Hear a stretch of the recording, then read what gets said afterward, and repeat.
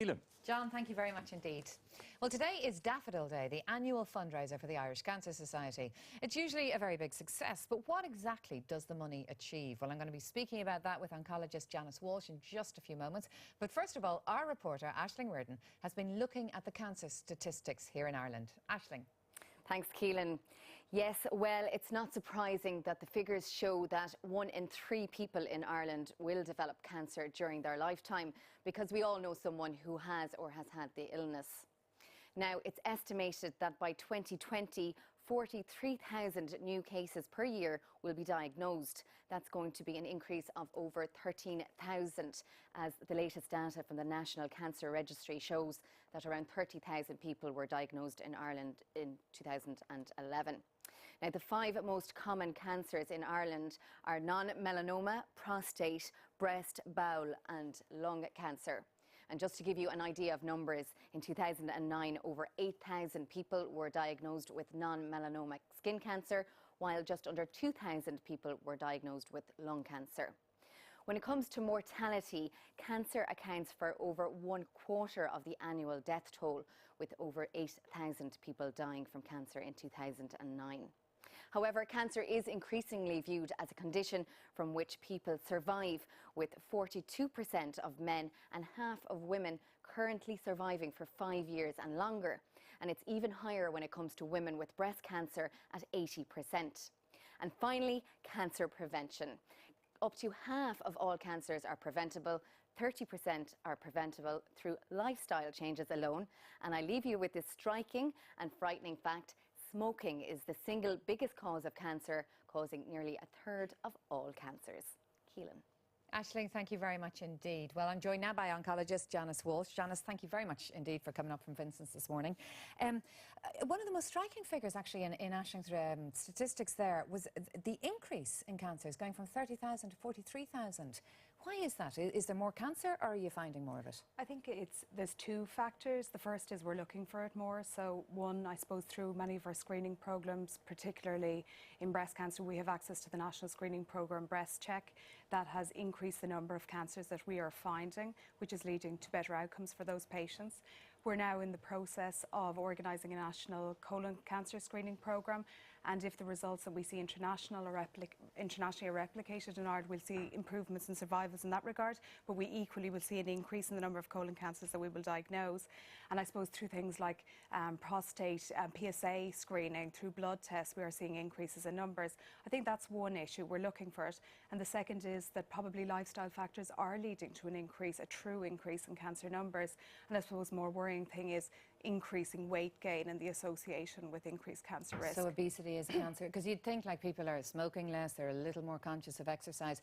You would think that actually lifestyle would be getting healthier rather than less healthy. Well, I think we are definitely seeing with smoking-related cancers reductions in some of those, but indeed, there's no question that obesity is a huge problem in Ireland at the moment, and as a result, we are definitely there's a consistent link with many cancers and weight gain. Which ones in particular? Particularly breast cancer, particularly in postmenopausal women, colon cancer, and of course, as you know, those account for the great number of cancers within our annual numbers. So. Right. And Janice, can I ask you, it's Daffodil Day today all over the country. I'm sure people will be out collecting even with the weather, but what happens this money? Like, why is this money important? How does it translate to treatments is what I'm asking. So really. I cannot overestimate the importance of that money and what it does. I suppose in terms of what has been achieved by money gained to date, the first is that there's been a huge campaign in terms of increasing cancer awareness, and as a result, patients are going to their doctor with symptoms far earlier than they would have done in the past. That's leading to earlier detection, and as a result, we know that many of these cancers will be operable, and then patients will essentially do better. That's the first. The second is that a huge amount of money is being invested in scientific research that will identify elements that we can then bring into clinical trial that can be investigated in so new drugs, new treatments, new tools to decide who needs treatment, who doesn't need treatment, which of course what we want to do is make sure that we're not over-treating patients, that we are giving patients who truly need treatment appropriate treatment. And I think what's pertinent is this week we just hosted the European Conference on Personalised Medicine. We really want to move from this one-size-fits-all cancer approach and have more targeted therapy, geared against those who truly need it. That's really interesting. So stop the kind of the blunderbuss chemo approach and target it down. Absolutely. And Janice, can I ask you, I mean, okay, if you get one of the big four, the big five cancers, if you're going to get bowel cancer, breast cancer, whatever, there's plenty of treatments out there, plenty of research going on, plenty of fundraising for those cancers. What about people who get rarer cancers? What are their outcomes like? Well, I think in the past there was no question that it was stagnant in terms of progress. Survival rates had not increased substantially, but there has been huge changes because I think, particularly in areas in lung cancer that we traditionally associated with smoking, and it being the problem of the person who developed it, because if you stop smoking there wouldn't be a problem. I think what we're now seeing is increases in non-smoking lung cancers. There's been a huge amount of research in that regard. So I suppose what I'm trying to say is that with many of those rarer cancers in the past, they weren't truly the focus of novel approaches, but now they are.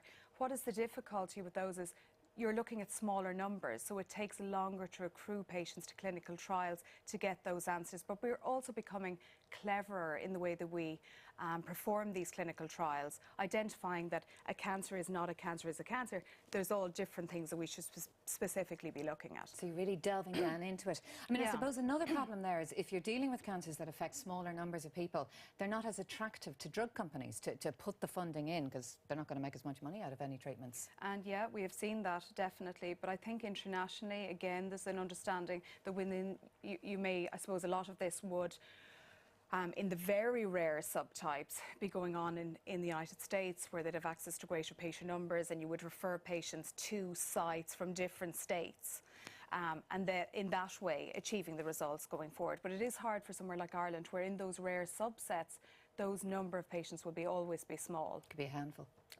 Yeah, I mean, you could be saying in some cases 5, 10, 15 cancers per year. You're never going to have enough to participate, to perform a clinical trial in that cohort. But we look to our international colleagues to help us. Great. Well, listen, Janice Walshe, thank you very much indeed for coming in this morning.